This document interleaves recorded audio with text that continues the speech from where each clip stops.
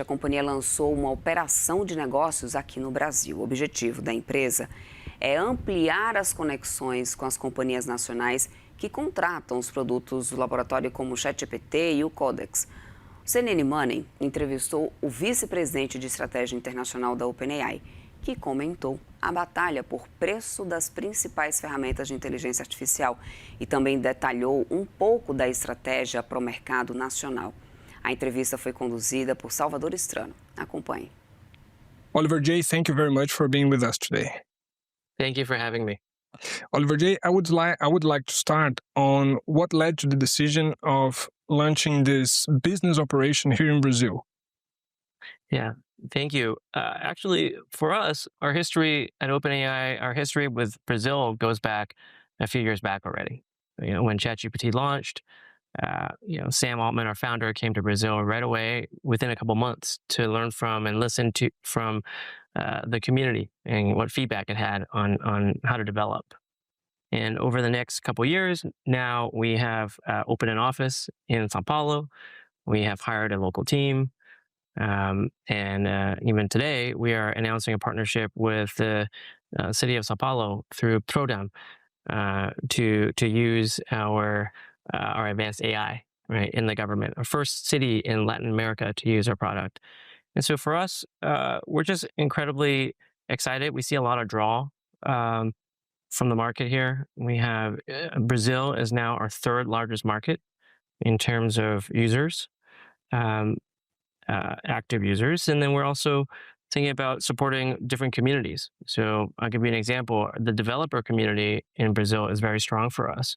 The number of developers building on our API is number 2 globally, right? And so we just see tremendous draw, and for us, deepening our commitment in Brazil means forming more and more partnerships, hiring a strong local team to help companies and organizations get the most out of AI. And what about the immediate goal? Are you trying to gain market share in individual subscriptions? Are you aiming for corporate users? Which is the main project right now?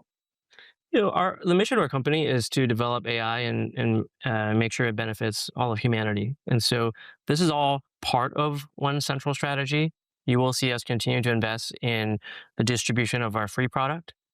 You'll see us distribute our education product. So for example, we are partnering with ITA and providing ChatGPT, our education product, to every student, every faculty, every staff to really think about investing in the next generation to use advanced AI.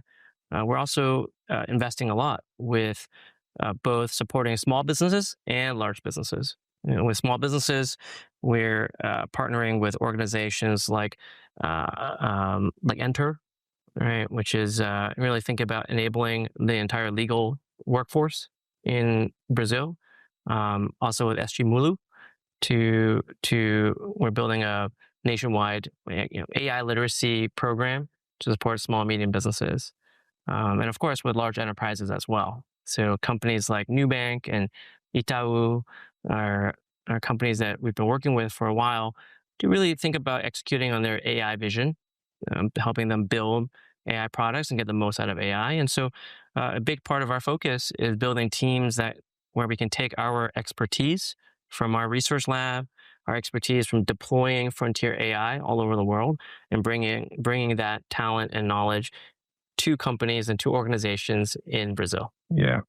There's a widespread perception that AI usage is changing in Brazilian corporations. In the first moment, the leaders of these corporations would say, please use AI at will. Experiment, pivot, do what you want. Right now, there's a U-turn here. Companies are saying, okay, you can use AI, but mind the tokens. Use just this much or it will be a problem. How are you adapting to this new reality? Yeah, you're absolutely right. We're seeing tremendous demand from enterprises. Enterprises in Brazil alone, we see the demand 5 times year over year. So we're seeing tremendous demand there.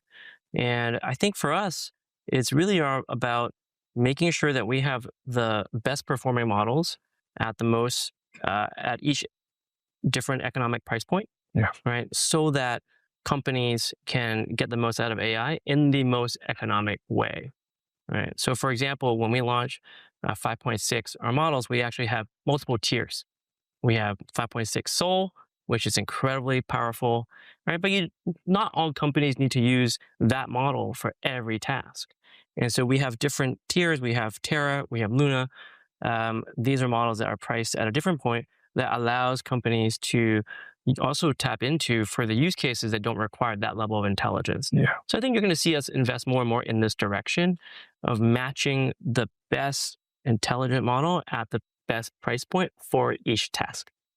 And what are the productivity gains that Brazilian companies are still not yet touching with the right amount of effort? They are not experimenting yet. I think we are seeing a big change right now.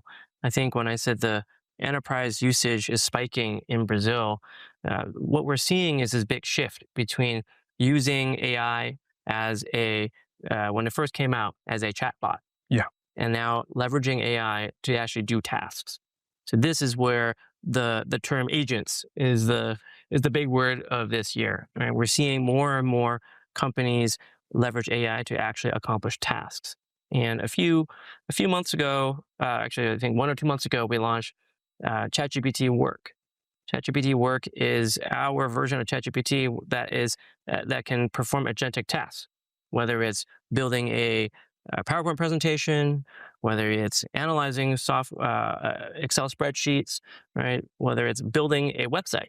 Now, these are all things that ChatGPT can do now agentically on behalf of users, and that is where we're seeing a lot of demand, and there's a lot of potential for further adoption there. You said about pricing. Your Chinese competitors, mainly the open source ones, the open models ones, they have quite a lower pricing barrier. I would like to understand, how are you preparing for this kind of competition? How are you dealing with this gap on pricing?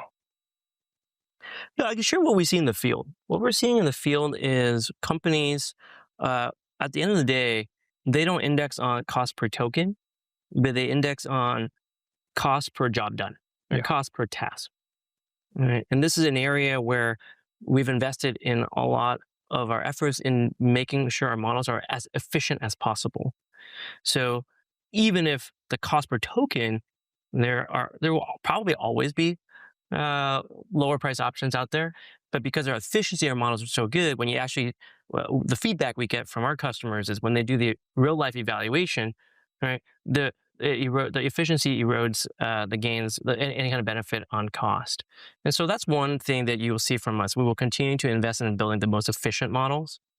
The other thing is also what I said earlier around like making sure that we have different price points for different levels of intelligence. And our goal is to make sure that is available, right? That meaning different levels of intelligence at different costs. We want to make sure we provide the best model at each level of cost. And that's what we're seeing from the field. And the feedback that we're getting is, at the end of the day, what matters is what are the costs per job done. Yeah, sure. It's impossible to end our conversation without touching geopolitics and the cost that it brings to your business. Brazilian business people were amazed when they heard the possibility touched by Sam Altman to hand out 5% of the company's stake to the White House, appealing to other companies in your sector to do the same. Here in Brazil, we know that script all too well. There is risk of political interference. There is risk of not making the most efficient decisions on a managing level, on a high executive level.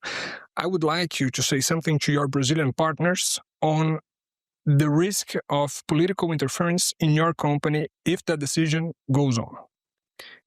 For us, partnering is really always the first step we take. Right? We partner with the U.S. government. The first person we hire in any country is someone who on our global affairs team, right, working with government. And so that will be the same. I think for us, whenever we show up in a country, the first thing we think about is, hey, how can we support that local company's AI agenda, all right, and is different for every country. And so we're here, and a big reason why we're double downing and deepening our roots in Brazil is we want to be part of the dialogue. We want to listen. We want to learn about what does Brazil care about the most, right? And so that we can adapt and play a big part, hopefully, in really the realization of the benefits that AI can provide. Thank you very much, Jay. Happy to be here. Thank you so much.